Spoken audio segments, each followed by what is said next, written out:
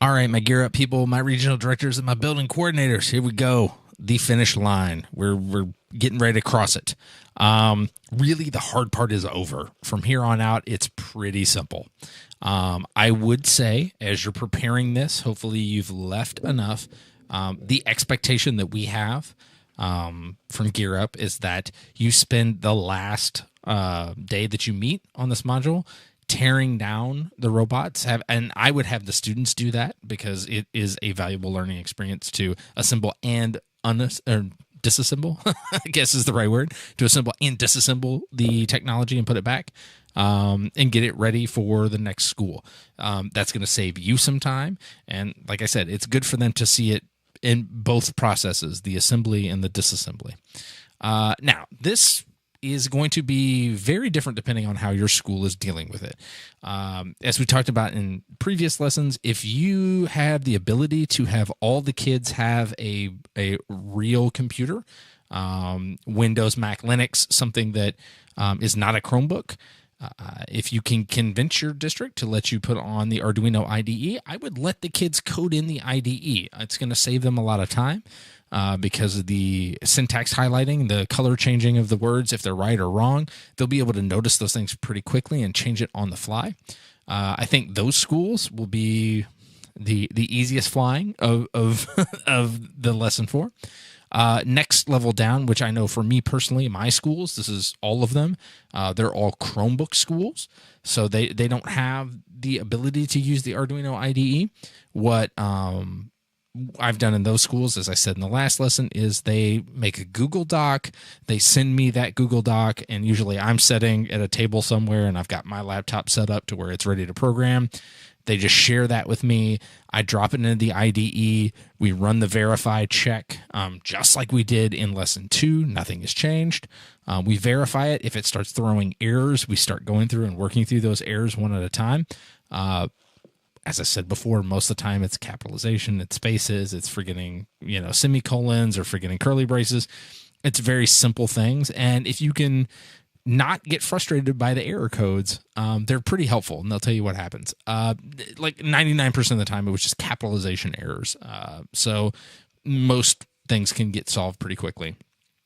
Now, because there are so many programs in this fourth lesson, don't be surprised if all the kids don't get them all done. That's fine. One of the things that I have told the students is if you've got, typically when we've done it, we've had groups of 4 or 5 to a kit. If there's, I think, 4 or 5 programs that they're going to have to write, Timmy writes one program, Susie writes another one, Joseph writes a program, Muhammad writes a program. Everybody writes one of those programs. That way they're not duplicating effort. You don't want all 4 kids writing the same program. They can learn from each other and seeing it. Really, by the end of this module, I don't think anybody really expects these kids to be able to come up with original code. We haven't gone there yet. That's somewhere we would like to go eventually, but right now we're just looking at code and getting the structures and just kind of getting a sort of intuitive sense of what's going on. Not really like, oh, I can sit down and make this do whatever. The kids who want that are going to be able to kind of go on their own and find that. For most of the kids, it's just going to be typing it in and getting it ready. And seeing it work or seeing it fail. They should know if it's going to work or fail before it even goes in, because of that verifying in the IDE that you're doing or they're doing. If they're getting error messages, it's not going to run. So hopefully when they push it up to the machine, it will work. If not, there's probably an issue with the code that is more drastic. In that case, what I would do, which is kind of something from the programming world, I would do what's called pair programming. I would take the kid that typed it in and I would say, okay, you're going to sit behind someone else who's going to write the same code, and your job is just to watch them code. And the idea behind that is that one person's mind is busy doing the typing and thinking the code, and the other person is just sitting there almost as kind of a copy editor and just tracking things. And since the cognitive load is so much less on the person watching, that they can kind of catch errors as they happen.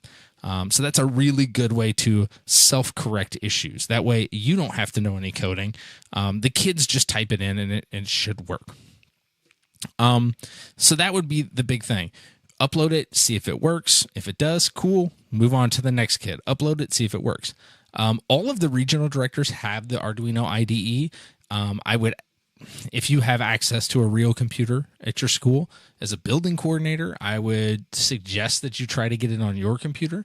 That way you can at least have 2 stations. It does get kind of backed up if there's only one person doing it, which can frustrate some kids, but typically I've noticed they've been pretty good sports about it. They understand that there's kind of a bottleneck and they're okay with that.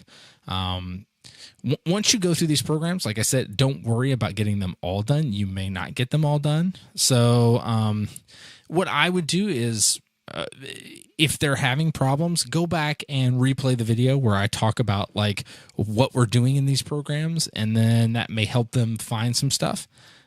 We talk about functions in this lesson, which is kind of high level for programming, which is kind of cool. They may not get that inherently, but if they can get 1 or 2 of these programs loaded by the end of the lesson before you start teardown, that is perfectly fine. They don't have to go through all of it.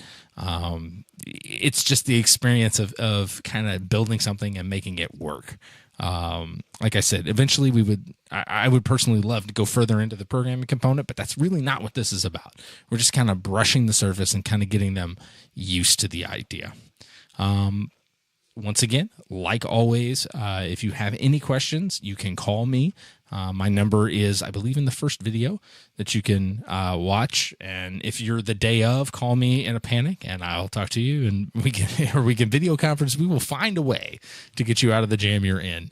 I have loved helping you guys through this. I hope you have found it to be an awesome experience, and hopefully we'll do it again sometime. Talk to you later.